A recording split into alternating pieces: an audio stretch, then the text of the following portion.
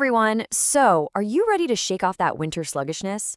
Today, we're diving into some really cool ancient wisdom from traditional Chinese medicine to help us do just that. We're going to talk about Lichun, that's the very start of spring, and figure out how to wake up our body's energy for the new season. So, let me ask you this. As winter finally starts to fade, is your body actually ready for spring? Are you feeling that energy, that renewal? Or are you, kind of still stuck in hibernation mode? If that's you, don't worry, you are in exactly the right place. We are going to figure out how to make that seasonal jump a smooth one. Okay, so our whole guide for this season really boils down to this one powerful phrase: raise yang qi, nourish the liver first. Let that sink in. This is going to be our mantra. It basically means we need to help our body's active, warming energy, that's the yang qi, to rise up. And guess what? The absolute key to doing that is by taking care of our liver. Right, so why the liver? What's the big deal with the liver in spring? To really get it, we've got to understand the fundamental energy of the season itself. Let's break down that connection. So what even is Lichun? Well, it's way more than just a date on the calendar. It's actually the first of 24 solar terms in this amazing traditional system that tracks what nature's doing. Lichun pinpoints that exact moment when nature's warming yang energy starts to awaken. You can literally think of it as the great stirring of life after winter's deep, deep sleep. Now, here's where it gets interesting. In the framework of TCM's 5 elements, every single season is linked to an element. And for spring, that element is wood. Just picture a tree in spring, right? Its energy is all about growing, expanding, shooting upwards. And that's exactly the energy we're trying to tap into. And here it is. This is where it all clicks together. The wood element, the one that rules springtime, is directly connected to the liver. So the logic is actually super simple. Spring is wood, and wood is the liver. That right there is exactly why nourishing the liver becomes our #1 job this season. See? It all makes sense? Okay, so now that we've got the why down, let's get into the fun part, the how. We're talking simple, daily things you can do to get in sync with spring's energy. First up, let's talk about something as simple as how you dress.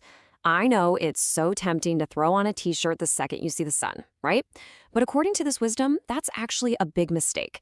The principle is called spring covering, and the advice is genius. Dress thick below, thin above. All that means is keeping your feet, your legs, and your back warm to protect your core energy from that tricky, unpredictable spring weather. Our daily rhythm needs a little tweak, too. A classic text, the Huangdi Neijing, gives us this great advice. Go to bed a little bit later, but make sure you wake up early to catch that morning sun. And then get outside, take a gentle walk. The real key here is to be relaxed. Wear loose clothes, maybe even let your hair down. The whole idea is to let your body's energy just unfurl and expand, kind of like a flower bud opening up. Okay, now for the emotional side of things, we have to talk about anger. Because the liver's energy is really surging in the spring, it can make us a little, volatile, more prone to getting frustrated or irritated. And in TCM, those feelings literally block the flow of your liver qi. So, making a real conscious effort to stay calm, to stay patient, that might just be one of the most powerful health moves you can make all season. Of course, what we eat plays a huge part in all of this. So, let's get into the kitchen and see how we can fuel our bodies for this renewal from the inside out.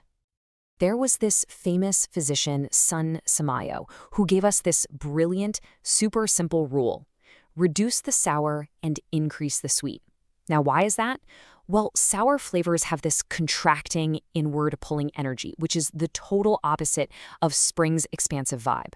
But naturally sweet foods, we're talking things like red dates, yams, pumpkin, they nourish the spleen and stomach, which are like the liver's support system.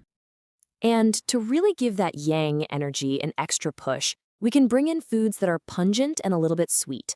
Think about those aromatic things like leeks, onions, cilantro, ginger. They help scatter and push out any of that lingering cold from winter. Oh, and sprouts. Sprouts are the ultimate spring food. Their whole energy is about germinating and shooting upwards. That's the exact birth energy we want to bring into our own bodies.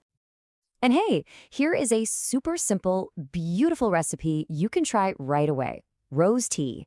Rosebuds are amazing for soothing that stuck liver qi, which, ties right back into managing those springtime emotions we talked about. And the red dates and goji berries in there, they gently nourish your blood. It's just the perfect calming drink for a spring afternoon.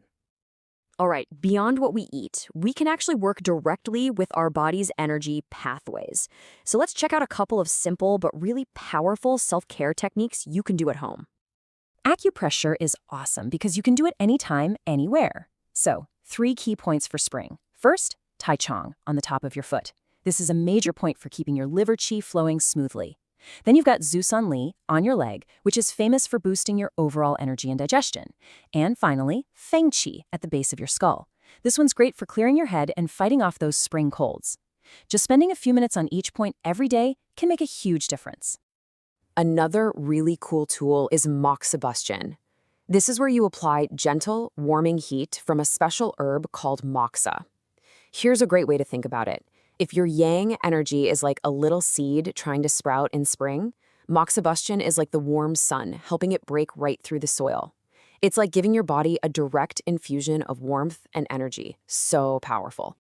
2 fantastic spots for spring Moxibustion are right on your abdomen. First, Shenji. That's your navel. It's like a direct gateway to warming up your entire core. And then there's Qihai, just a little bit below it. This one is known as the Sea of Qi. It's a foundational point for building up your body's root energy and resilience for the whole season ahead. Okay, but a really important word of caution here. Moxibustion is all about warmth, so you have to listen to your body. If you're already showing signs of what's called excess heat, like you have a dry mouth, a sore throat, maybe some red eyes, it's best to hit pause on the moxa and check in with a qualified practitioner. Seriously, always listen to what your body is telling you. All right, we have covered a ton of ground. So let's pull all these amazing tips together into a simple, practical toolkit that you can start using, like, today.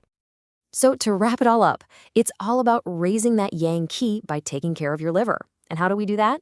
We dress smart, thick below, thin above. We adjust our sleep to match the sun. In the kitchen, we go easy on the sour and bring in more natural sweetness.